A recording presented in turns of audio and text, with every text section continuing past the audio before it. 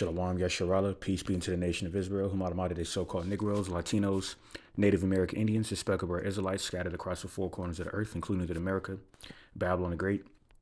And we are the most high Yahweh chosen people of the nation of Israel. So without further ado, as always, just want to give all praises, glory, infinite honor to my power, the God of Abraham, Isaac, and Jacob, whom is the God of the living, Yahweh, Bahashem, Yahweh Shai, Baruch Kodash, which is all praise to the Heavenly Father, Yahweh, in the name of His only begotten and anointed Son, Yahweh Shai, and the Holy Spirit, whom is our strength and our Redeemer, and our light and our salvation. In the same tongue, I'm going to go ahead and utter Mashana, Kabawadim Lahasakwanim, Shal Gadababakab, which in Paleo Hebrew means double honors to the apostles and elders, great millstone, the true shepherds of Israel. Along with the like minded Sequani, will Akim across the four corners of the earth, also pushing the sound doctrine, faith, truth, and sincerity. And Shalom, honor and salutations to by Yashidawdah, the house of David, along with the rest of the one-third elected men, women, and children of Israel.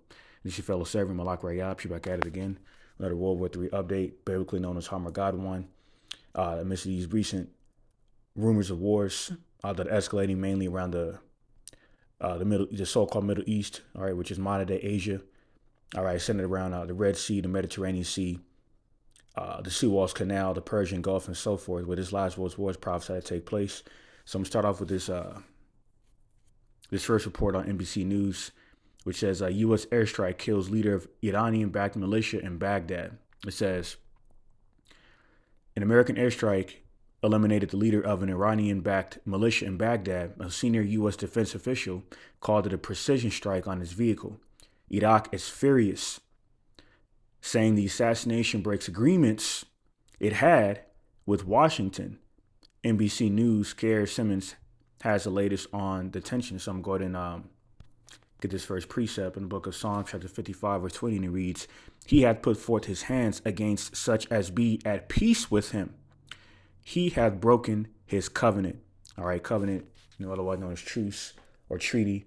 And these devils have been, these Edomites, self-proclaimed white people or Caucasians, the devil the Bible speaks of, have been known and notorious for, breaking these treaties, reneging on deals, so to say. All right, going back on their word, which is not, the characteristics of a true man. And this is why in Ecclesiastes 10 and 16, it says, woe be unto thy, Slack, it says, woe be unto thee when thy king is a child. All right, and Esau, Edom, a self-proclaimed white man, the devil the Bible speaks of, ain't nothing but a big satanic overgrown child. Okay, he's looking to convert this world into a satanic, totalitarian, dystopian future where everyone's lives are regulated through AI technology, through the chip, the mark of the beast. All right, and everything, in all the past that leads to the mark of the beast, the next major prophecy to come to pass. All right, that would eventually displace and getting destroyed in this last world's war are through these war provocations of these rumors of wars and various different tactics. That Esau is being caught red-handed by way of, but yet not taking accountability for his action because he is the devil and that's not what he's predestinated, preordained to do. Okay, to be accountable for his actions, and to make amends and so forth because he is the devil. And that's why in Habakkuk 2 and 4 it says his soul is not lifted upright in him. And this is why these. His violent, profane nature, of his wine of fornication, prophesied in Jeremiah the 51st chapter is going to get this place, America, Babylon the Great, destroyed. All right, because this is part of the shameful spewing being cast upon the glory of America. All right, which is her foundations of evil, carnality, witchcraft, how America, the bloody city, was established. All right. And this is why this place has become a laughing stock and engaging stock to where none of these nations trust you devils anymore through the hammer of the earth, America, Babylon the Great. This is why Psalm 55 and 21, it says, the words of his mouth were smoother than butter, but war was in his heart. His words were softer than oil, yet were they drawn swords, case in point. Speaking of covenants or treaties or truces, I'm going to get the next article,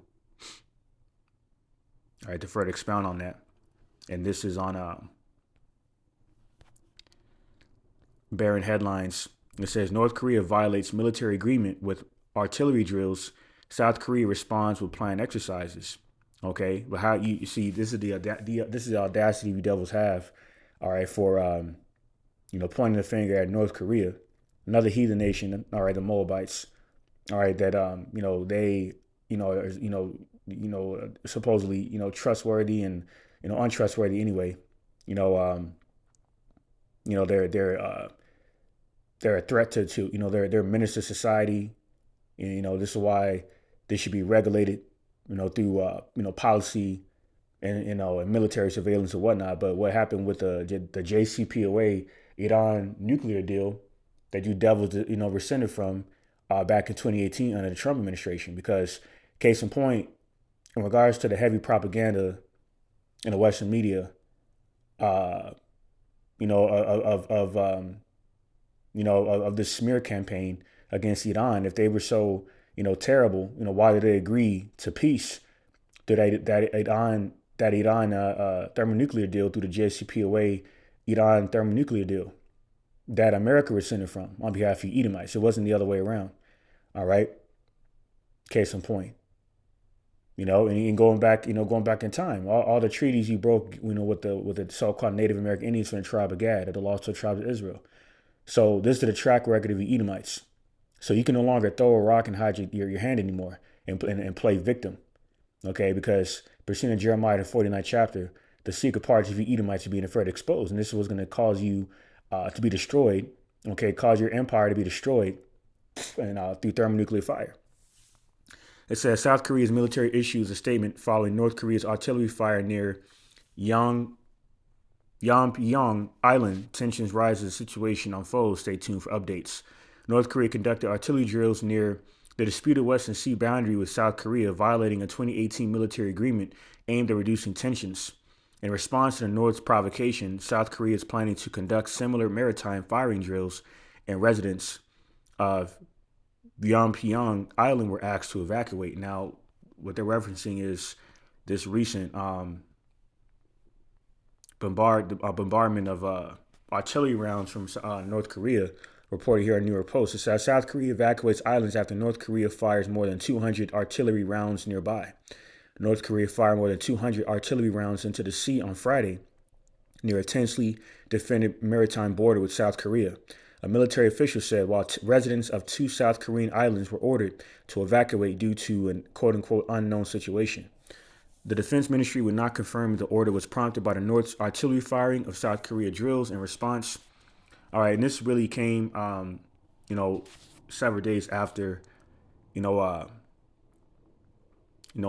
Korea's Kim Jong-un had threatened to thoroughly annihilate the U.S. as you see here. Okay, by way of the war provocations of the U.S. and South Korea. All right, provoking them, as you can read here in this paragraph here. Okay.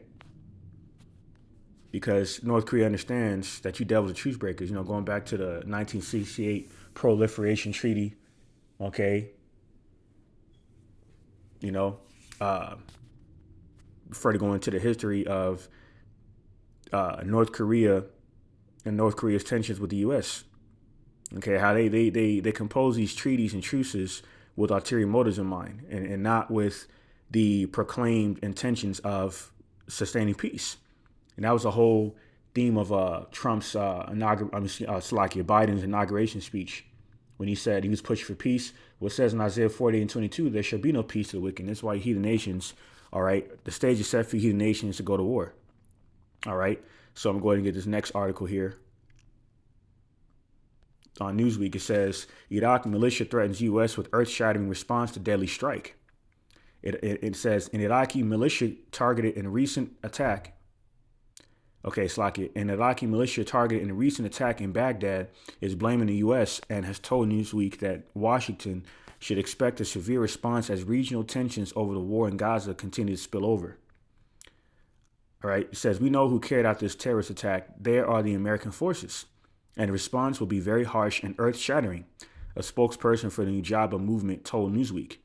It is one of several armed factions in Iraq that have ties to Iran and have participated in a months-long campaign of rocket and drone strikes under the banner of the Islamic resistance in Iraq against U.S. forces in response to U.S. support for Israel's offensive against Hamas and allied Palestinian factions in Gaza. So I'm going to jump down to the end of the article in a particular section I'm going to focus on and highlight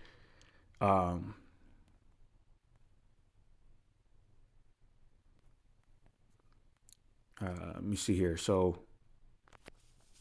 it says the Pentagon spokesperson did not immediately confirm or deny to Newsweek the U.S. involvement in the attack, but asserted that the U.S. is continuing to take action to protect our forces in Iraq and Syria by addressing the threats they face. It says Newsweek reached out to the Iraqi government's press office and U.S. Central Command for comment. In a statement shared by the office of Iraqi Prime Minister Mohammed Shia al-Sudani, Iraqi Armed Forces Commander-in-Chief spokesperson Major General Yahya Rasool decreed the strikes as a blatant aggression and violation of Iraq's sovereignty and security that was akin to terrorist activities. It says that this act resulted in casualties and is unequivocally condemned. Rasool said, the Iraqi armed forces hold the global coalition forces responsible for this unwarranted attack on an Iraqi security entity that's operating within the powers authorized by the commander-in-chief of the armed forces. All right, jumping down, it says Washington and Baghdad forged a security partnership in the wake of the U.S.-led '03 invasion that toppled Iraqi President Saddam Hussein. Since then, Iraq has also developed closer ties with neighboring Iran, and tensions between Washington and Iran have often played out across Iraq. Says Rasool further accused the U.S. on Thursday of conducting a dangerous escalation and assault on Iraq, diverging from the spirit and the text of the mandate and a mission for which the global coalition was established in Iraq, a mandate focused solely on battling ISIS and training and advising Iraqi forces. All right. So you got another covenant or truce or treaty that you devils have rescinded from. Okay, which further confirms you don't want peace. All right. So I'm going to jump to this next article here. And this is why some breaking news out of Barron headlines. It says missile attack strikes U.S. coalition base at Syria's Al Omar oil field. The American military base in the Al Omar oil field in Syria was attacked by drones again. All right.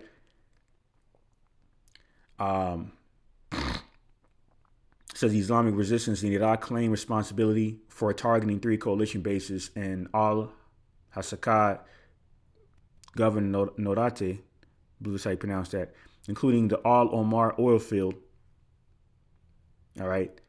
Says the attacks on coalition bases coincide with the Israeli offensive in the Gaza Strip and are linked to an operations room of Iraqi armed factions affiliated with Iran, with over 115 attacks recorded against U.S. forces in Iraq and Syria since the previous October, because you ain't supposed to be over there. See, your proclamation of, sustaining peace in a region that doesn't belong to you is asinine, okay, and counterproductive and deceptive for the fact that, for example, if I decided to compass about the territory of my neighbor, set up surveillance technology and whatnot, to suggest that I'm looking to prevent resistance from them on their territory is completely asinine, man. Okay, it doesn't make any sense. So what are you devils doing over there in the Middle East, claiming that you're on the defensive when you're clearly on the offensive? Because, like it says in it's prophesied in Micah, the 2nd chapter, and Habakkuk, the 2nd chapter. All right. You were to destroy a man to the point, even to the point of the destruction of his heritage through your lascivious and covetous nature of exacerbating and exhausting resources, okay, under your dominion, because you want to have every damn thing. That's why in Sirach, the 12th chapter says what? You devils will not be satisfied with blood, meaning there's not enough bloodshed that would satisfy you devils on behalf of your enemies. All right. And these nations become privy to your satanic devices, and this is why they're preparing for war against you. All right. So I'm going to go ahead and get the next precept in Jeremiah 50:14. All right. And it says, put yourselves in array against Babylon round about, all you that bend the bow, shoot at her, spare no arrows, for she has sinned against the Lord, Yahweh, by Shem Yashai. All right. Verse 15, shout against her round about, she hath given her hand, her foundations are fallen, her walls are thrown down, for it is the vengeance of the Lord, Yahweh, by Shem Yashai. Take vengeance upon her, as she had done, do unto her. Okay? So because the Heavenly Father, the Most High God, Yahweh, the man of war, okay, the engineer and originator and creator of war is a fair power, because he's balanced. And that's why it says in Proverbs 11, a false balance and abomination to the Lord Yahweh by Hashem Yashai, man. Okay, so he's putting the spirit on these heathen nations to exact vengeance on the whore that sits upon many waters.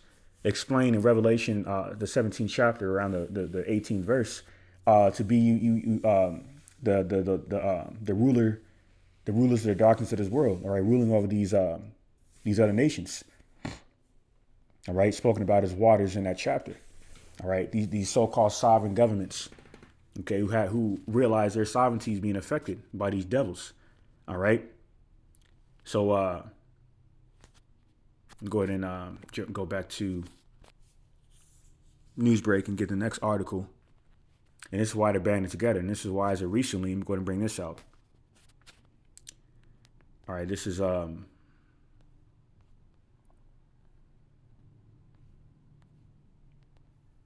bearing headlines. It says Saudi Arabia and United Arab Emirates joins BRICS, expanding the bloc's presence in MENA region. And this is another death blow to the already depreciated value of the petrodollar of over $34 trillion in debt, as reported a few days ago. All right, and this is because the Fed is further cutting rates because they know they cannot pay off that debt. All right, because it wasn't intended to be paid off. All right. Case in point, before the 1913 Federal Reserve Act was imposed by the wicked elite through the Fed, all right, people were getting their full paychecks, man. That's why there's no, there's no petition for people to be taxed. All right, but that's just another modern day Roman tributary to further confirm that America is Rome all over again. All right, the same place is going to be destroyed by Yahushua, because you Romans were the ones that pierced Yahushua when he was on his deathbed, man. Okay. So going back to this information here, it says Saudi Arabia and the United Arab Emirates, along with Egypt, Ethiopia, and Iran, have officially joined the BRICS economic bloc, expanding its membership from 5 to 10 countries. The expansion of BRICS, which originally included Brazil, Russia, India, China, and South Africa, significantly increases the bloc's global influence, with a collective population covering over 40% of the world and a 28% share of the global economy. Says Argentina was invited to join BRICS but has formally declined the offer. All right. So it says the inclusion of Saudi Arabia and the United Arab Emirates is expected to provide these countries with growth opportunities through investments, trade, and commerce, and help them diversify their economies away from oil reliance. And they're really talking about the petrodollar, okay, which required the purchase of these petrodollars in order for these nations to engage in international trade, especially oil, on behalf of the U.S. But now, all right, through the petro yen on behalf of China, and similar, currencies of their allies, they've been able to bypass the dealings with the petrodollar. Case in point, all right, which once again is going to further prove to be a death blow, all right, to the petrodollar. All right. And speaking of that, let me go ahead and bring out this information. So on Vice, it says U.S. warns military action being prepared against Houthis and Red Sea. The U.S. and its allies said that damage to the world economy would be grave if the Houthi attacks on a vital shipping lane continue. All right. It says the U.S. allies have given a final warning to Yemen's Houthi movement to halt attacks on international shipping lanes in the Red Sea or face imminent military action. And U.S. officials said that planning for airstrikes and a special operation underway. All right, because shortly after, the Byzantine Empire fell, which is our people, Jake, the Ottoman Turks and these so-called Persians, these Iranians, or in this case, these so-called Arabs, these so-called Muslim nations, all right, along with the Ottoman Turks, were predominantly ruling that area, all right, within the Red Sea, all right. So that's why Iran had threatened to cut it off. To halt the international trade in that area, all right, to stifle the geoeconomical growth of their enemies, okay, which would to return a favor on behalf of the sanctions and tariffs you've been unleashing upon them. Okay. And this is why All right. You know, about 15, a little over 15% of global trade, takes place in the area of the Red Sea. All right. Including the Suez Canal. All right, which connects the Mediterranean Sea to the Red Sea. All right, which makes it the shortest maritime route from to Asia from Europe. All right, and that's why that area, the Suez Canal, all right, connecting the Mediterranean Sea to the Red Sea, accounts for one of the world's most heavily used shipping lanes of international trade of about 12%. All right, so Iran looking to compromise the area, will further increase hyperinflation and oil prices. Okay, because they're already aligned with BRICS, as they have recently joined BRICS as of January 1st. So Iran, Saudi Arabia, and United Arab Emirates, and Egypt, and similar, Muslim nations joining BRICS. Okay, lines of further lines with prophecy, man. Okay, the dragons of Arabia will band together. That's why we don't get that. All right, this is Second Esdras, chapter 15, start at verse 29. It says, "Where the nations of the dragons of Arabia shall come out with many chariots, and a multitude of them shall be carried as a wind upon earth, that all they which hear them may fear and tremble. Also the Carmanians raging in wrath shall go forth as the wild boars of the wood, and with great power shall they come and join battle with them, and shall waste a portion of the land of Assyrians, and the Assyrians are that bloody nation." Okay? Prophesied in Nahum the 3rd chapter, and that modern day bloody nation is America, because Assyria, along with Egypt, Sodom, Gomorrah, Babylon, the virgin daughter of Babylon, and so forth, okay, are all aliases, spiritual aliases for America, Babylon the Great. Okay? That to further expose this place as the most sinful kingdom to ever exist that's going to be destroyed, in Amos the 9th chapter and so forth. And this is why these rumors of wars escalating, okay, with these war drums beating louder and louder, okay? Right out the gate in 2024, man, because, this is why they were saying that, these so-called experts or whatever were, anticipating 2024 to be the year that this war breaks off or breaks through, which means that we know that the chip is right before that. So this could very well be the year that all these end time prophecies come to pass. But yet and still, this, these rumors of wars, all right, and in other prophecies, just another step forward, another step towards the end of this satanic rulership of Esau Edom, all right, on behalf of his enemies, all right, and mainly Yahushua and the angels, the Alahayim, 144,000. So back in 2nd Esdras 15 and 30, also the Carmanians raging in wrath shall go forth as the wild boars of the wood, and with great power shall they come and join battle with them, and shall waste a portion of the land of the Assyrians. And then shall the dragons have the upper hand, remembering their nature, and if they shall turn themselves, conspiring together in great power to persecute them. All right, because dealing with Ishmael, other dragons of Arabia, all right, so-called Arabs, meaning mixed, they speaks about them having Ishmael having a wild nature, and that's why they strap explosives across their body and yell all Akbar and all that shit they put out there, about them and so forth, how they perceive in the media and so forth. But yet and still, whether it's fabricated or not, the Ishmaelites are known to be wild men, okay? Including their warrior-like nature. So they're going to further, exhibit that nature, that wild nature against Esau Edom. All right. It says, verse 32, "Then these shall be troubled bled and keep silence through their power and shall flee. And from the land of the Assyrians shall the enemy besiege them and consume some of them. And in their host shall be fear and dread and strife among the kings." All right. And this is exactly what's happening. Okay, unfolding in these last days.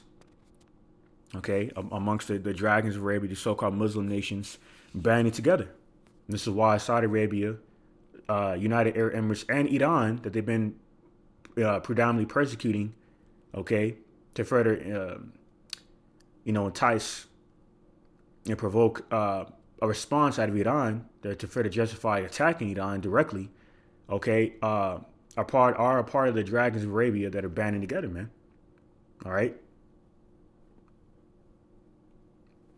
All right, further confirming that the Bible is the book of the Lord, like it says in Isaiah 34:16, not the Quran, all right, not the Holy Quran, not the Dead Sea Scrolls, all right, not the Book of the Dead, okay, not the Book of Mormons, not the Babylonian Talmud, none of that, okay, but rather the Holy Scriptures, man, the ancient scrolls in book form, spoken about in Job the 19th chapter that have foretold these things to come to pass, man, okay, of Yahweh by Shem and Shai through his prophets in the highways and hedges, all right.